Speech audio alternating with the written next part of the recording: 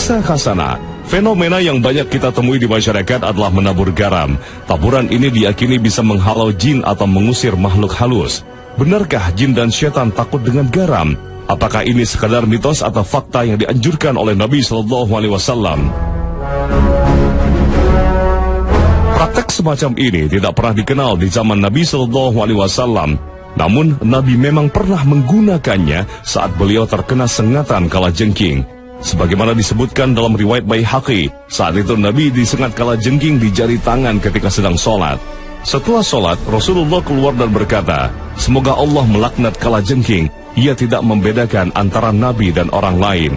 Rasulullah SAW lalu meminta diambilkan bejana berisi air dan garam, lalu merendam bagian yang disengat itu ke dalam bejana tersebut sambil membaca surah Al-Kafirun dan Mu'awwidzatain atau surah Al-Falaq dan An-Nas hingga sakitnya hilang. Jadi memang benar garam digunakan oleh Rasulullah untuk ruqyah, tapi penyebabnya adalah gigitan kalajengking. Atas dasar ini sebagian orang berpendapat garam juga bisa digunakan untuk mengusir jin atau karena kesurupan. Adapun praktek untuk melindungi rumah dengan menabur garam tidak pernah diketahui sumbernya. Yang jelas, untuk melindungi rumah dan penghuninya dari gangguan jin dan syaitan, Rasulullah SAW juga mengajarkan zikir tanpa menggunakan garam.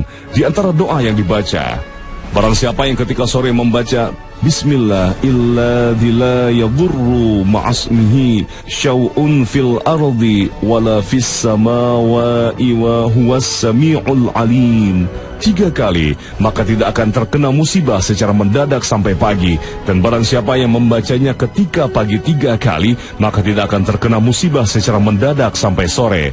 Hadis riwayat Tirmidzi. Selain itu, bisa juga dengan membaca ayat kursi, surah Al-Ikhlas, surah Al-Falaq dan surah An-Nas tanpa menebar garam. Wallahu a'lam.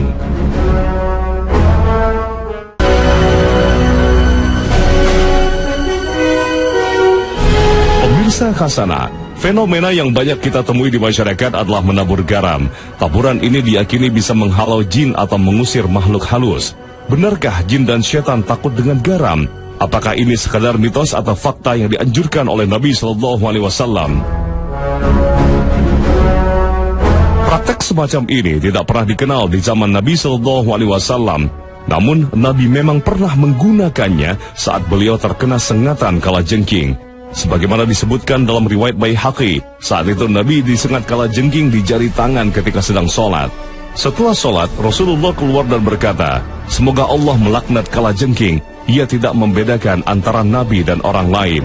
Rasulullah SAW lalu meminta diambilkan bejana berisi air dan garam, lalu merendam bagian yang disengat itu ke dalam bejana tersebut sambil membaca surah Al-Kafirun dan Mu'awwidzatain atau surah Al-Falaq dan An-Nas hingga sakitnya hilang. Jadi memang benar garam digunakan oleh Rasulullah untuk ruqyah, tapi penyebabnya adalah gigitan kalajengking. Atas dasar ini sebagian orang berpendapat garam juga bisa digunakan untuk mengusir jin atau karena kesurupan. Adapun praktek untuk melindungi rumah dengan menabur garam tidak pernah diketahui sumbernya. Yang jelas, untuk melindungi rumah dan penghuninya dari gangguan jin dan syaitan, Rasulullah SAW juga mengajarkan zikir tanpa menggunakan garam. Di antara doa yang dibaca, barang siapa yang ketika sore membaca Bismillah illadzi la yadurru ma'asmihi syau'un fil ardi wala fis samawati wa huwas sami'ul alim 3 kali, maka tidak akan terkena musibah secara mendadak sampai pagi. Dan barang siapa yang membacanya ketika pagi 3 kali, maka tidak akan terkena musibah secara mendadak sampai sore. Hadis riwayat Tirmidzi. Selain itu, bisa juga dengan membaca ayat kursi, surah Al-Ikhlas, surah Al-Falaq dan surah An-Nas tanpa menebar garam. Wallahu a'lam.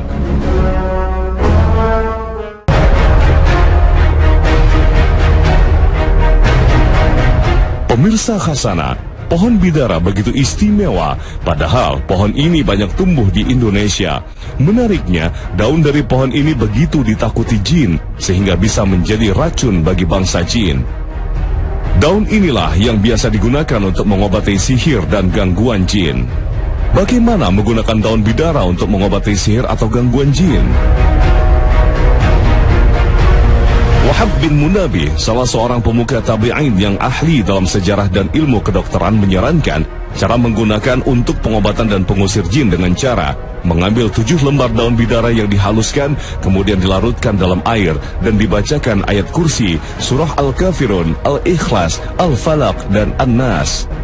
Untuk mengobati sihir, Al-Qurtubi menceritakan dari Wahab, ambil 7 helai daun bidara, tumbuk halus lalu dicampurkan air dan dibacakan ayat kursi, lalu diberi minum pada orang yang terkena sihir 3 kali teguk.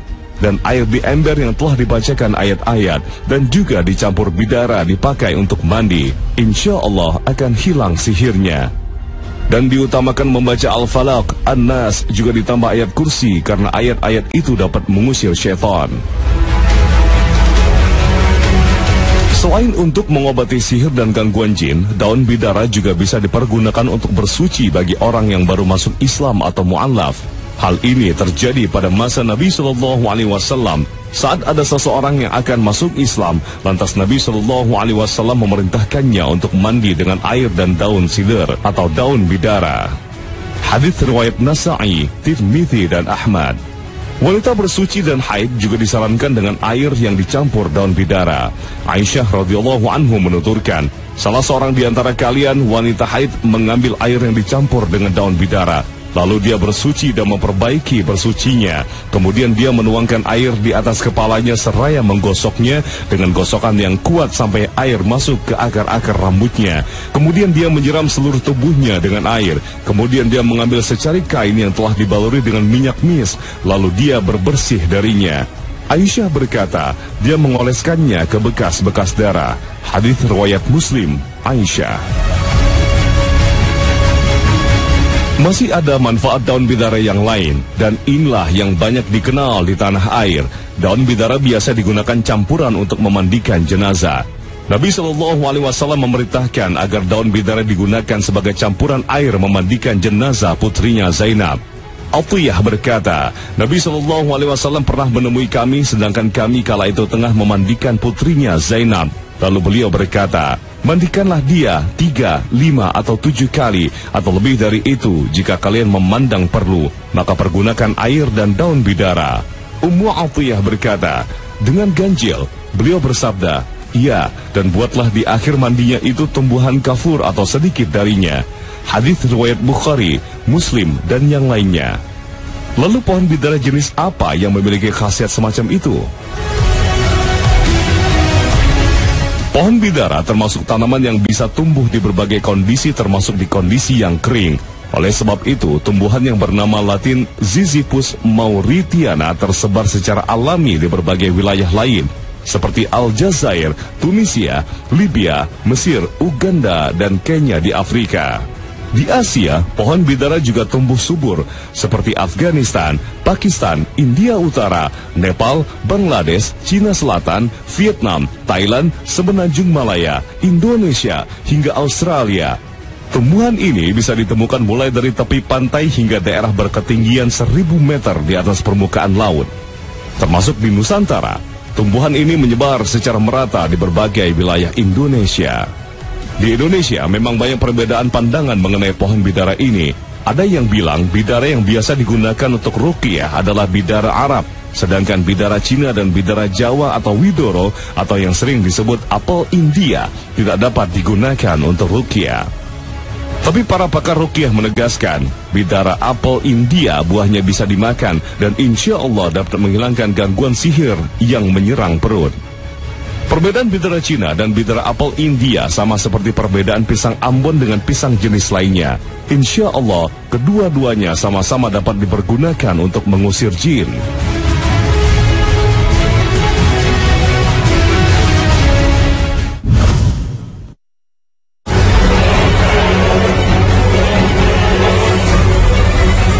Pemirsa Khazanah, mendengar kemenyan, pastinya di pikiran kita akan langsung mengarah ke ritual-ritual mistik yang biasa dilakoni para